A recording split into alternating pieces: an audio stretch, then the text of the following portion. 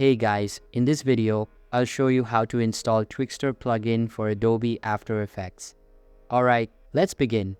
First of all, open any type of preferred browser on your PC and search for revisionfx.com.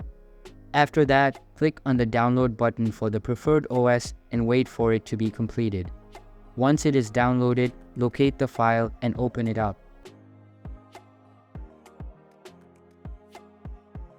Inside the setup, click on the next button and then just follow the on-screen instructions to complete the installation. Once done, run the Adobe After Effects app and then access the effects from the top right side of your screen.